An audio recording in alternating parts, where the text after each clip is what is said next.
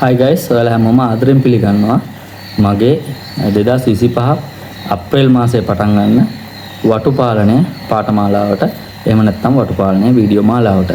මේ එම වීඩියෝ මාලාවේ තුන්වෙනි වීඩියෝ එක. එහෙම නැත්නම් වටුපාලනය සම්බන්ධයෙන් පටන් ගන්න එපිසෝඩ් නම්බර් 1 එකේ නැත්නම් පළවෙනි වීඩියෝ එක.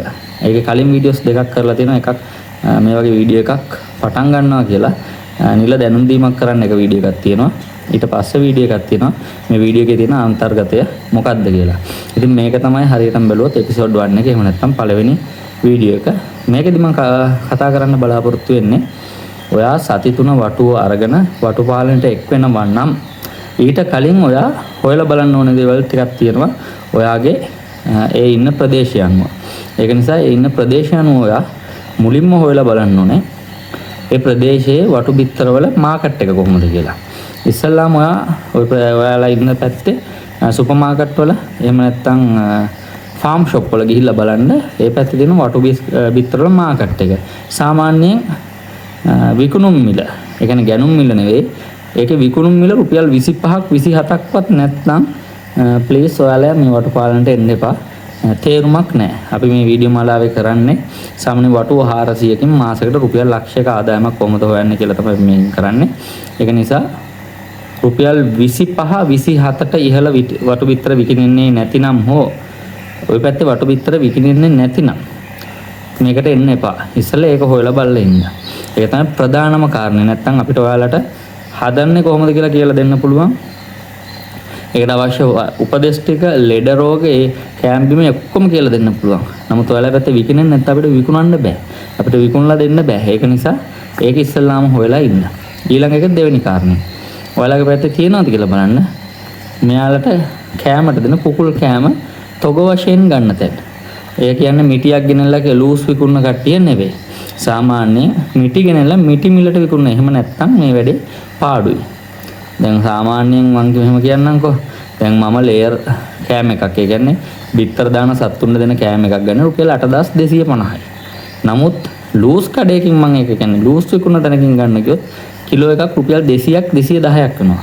කිලෝ එකක් 200ක් ඔය වගේ මිලට ගන්නකොත් රුපියල් 10000ක් වෙනවා. එහෙම වුණොත් මේ වැඩේ පාඩු වෙනවා. ඒක නිසා ඉස්සල්ලාම හොයන්න බිත්තරවලක මාකට් එක කොහමද, බිත්තර විකිනනවද, මොන මිල ගණන් වලින්ද බිත්තර යන්නේ. ඊළඟට හොයන්න කෑම ගන්න තැනක් තියනවද, මෙමය ළඟපාතම නැති වෙයි ටික දුරකින් ගන්න පුළුවන් වෙයි. එහෙම තැනක් තියනවද, අපිට අවශ්‍ය කෑම වර්ග එතන තියනවද කියන එක ඊළඟට හොයාගන්න ඕනේ. එතනින් එහා ඊටු ටික අපි ඔයාලට කරලා දෙන්නම්. සාමාන්‍ය කූඩුවක් හදන විදිහ මේ වීඩියෝ මාලාවේ මම දානවා. කොහොමද කරන්න කියලා හරියටම කූඩුවක් හදාගන්න ක්‍රමය. ඔයාට කූඩුවක් හදාගන්න බැරි නම් ඒක බාස් කෙනෙක්ට හරි පෙන්නලා දල වශයෙන් කොහොමද කූඩුවක් අපිට හදාගන්න පුළුවන්. 100% සාර්ථක වෙනවා. 80ක සාර්ථකත්වයකට කූඩුවක් ගහගන්න පුළුවන්. ඔටෝමැටික් ඩ්‍රින්කර් අවශ්‍යයි නම් ඒක අපිට සෙට් කරලා දෙන්න පුළුවන් ඔයාට. හරිද? ඔටෝමැටික් ෆීඩර් අවශ්‍යයි නම් ඔයාලා පැටව ගන්න වෙන වෙලාවට එන්න මගේ ෆීඩර් එක මම පෙන්නන්නම්. ඒකේ මහ ලොකු රොකට් සයන්ස් මොනවත් නැහැ. බලලා ලස්සනට ගහගන්න පුළුවන්. ඊට අමතරව ඔයාට අවශ්‍ය පැකින් අයිටම්. ඒ කියන්නේ බිත්තර පැක් කරගන්නේ කොහොමද? ඒ අයිටම් ටික අපිට රෙඩි කරලා දෙන්න පුළුවන්. ඒව ගැන වැඩි කල්පනා කරන්න එපා.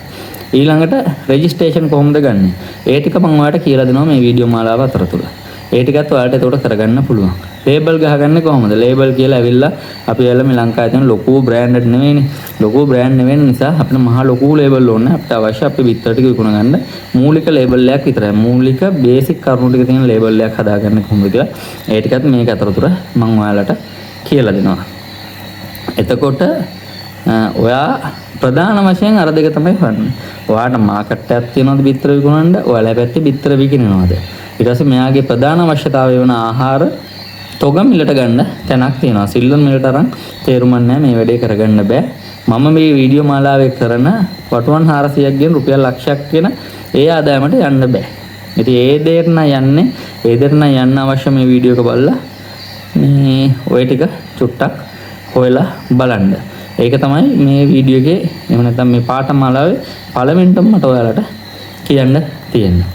ඊට පස්සේ ඔයා කල්පනා කරන්න ඔයා ඉන්න ප්‍රදේශයේ ඔයාගේ ගෙදර පර්චස් 5-6 නම් තියෙන්නේ මේ වැඩේ පටන් ගන්න එපා. එහා පැත්තේ ගෙදර මිනිහා අනිවාර්යෙන් කොක්කක් අදිනවාම තමයි. සාමාන්‍යයෙන් ලොකු ඉඩක් වෙන්න ඕනේ මොකද එහා පැත්තේ ගෙදර අපේ රටේ ಜಾති තියෙනවනේ ලොකු ප්‍රශ්නයක්. එහා පැත්තේ ගෙදර ගාට අපි මොනවා හරි කරොත් ඒක ඉවසන්නම බෑ. ඒ නිසා ඔක ප්‍රශ්නයක් අදිනවාම ඒක නිසා තමන්ගේ ඉඩකට ගැන චුට්ටක් ඔයා කල්පනා කරලා බලන්න. මම සතෙක් හදලා මෙයාගේ ගඳ චුට්ටක් එහෙම මෙහෙට ගියොත් මොනවා වේද? PHI ළඟට යයි අරමයක් කතන්දර ගොඩක් තියෙනවා. ඒ නිසා ඒකත් ඊළඟට හොයලා බලන්න. මම මේ සත්තුන්ගේ ජරාව මං අස් කරන්න ඕනේ. සතියකට සැරයක් දවස් 4කට 3කට සැරයක්වත් අස් කරන්න ඕනේ. සතියක් වෙනකන් ඉන්න එපා. එතකොට මේ ටික අස් කරලා කොහෙටද මම දාන්නේ? ඒකට ක්‍රමවේදයක් තියනවාද? කොළඹ 7ෙත් ඉන්නවා වටුව හදන කට්ටිය. මරදානෙත් ඉන්නවා, කොටහේනෙත් ඉන්නවා. නමුත් එයාලට ක්‍රමවේදයක් තියෙනවා මම මේ ටික කොහොමද බැහැර කරන්න කියලා. අන්න ඒ වගේ ක්‍රමවේදයක් හොයාගත්තොත් ඔයාලට ඇපාර්ට්මන්ට් එකක් වුණත් මේක හදන්න පුළුවන්. අන්න ඒ ක්‍රමවේදය ඊළඟට හොයාගන්න කොහොමද මම මේ දේ කරන්නේ. ඊළඟ එක තමයි මේක සත්ව පාලනය. එතකොට මේකේ සත්තු බිත්තර දාලා ඉවරුණාට පස්සේ මේ සත්තු ටික කාට හරි විකුණන්න අවශ්‍යයි. ඒක ඉතින් මාසට තමයි යන්නේ. ඔයාලට ඒ දේ කරන්න බැරි නම් කොහේ හරි ලොකු කැලෑවකට ගිහලා මෙයාලව අත අරින්න ඔයාලගේ හිත සනස ගන්න පමණක්. ඔයා මෙයාව අත ඇරලා ඇවිල්ලා පැයක්වත් මෙයාලා ජීවත් වෙන්නේ නෑ, වෙන සත්තුන්ගේ උදුර වලටපත් වෙනවා. ඒක අවුලක් නැත්නම් ඔයාලට කරන්න දෙන ගිහිල්ලා අත අරින්න පුළුවන්. එහෙම නැත්නම් මේක මස් වලට කඩවල වලට විකුණන්න පුළුවන්.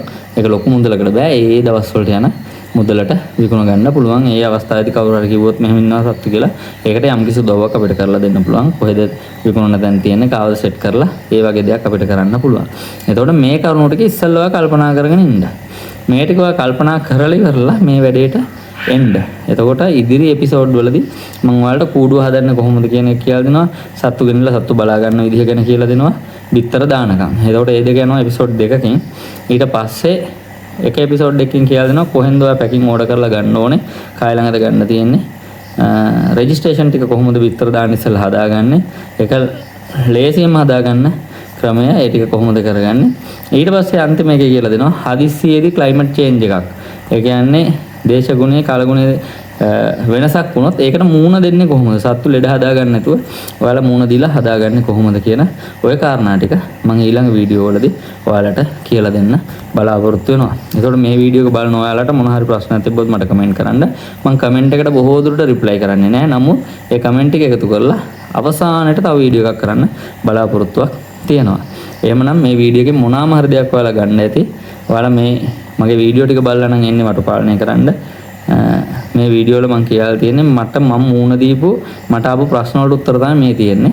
ඊට අමතර ප්‍රශ්න ඔයාලට තියෙනවා නම් මට කමෙන්ට් කරන්න, මම ඒවට උත්තර දෙන්නම් ඔයාලට.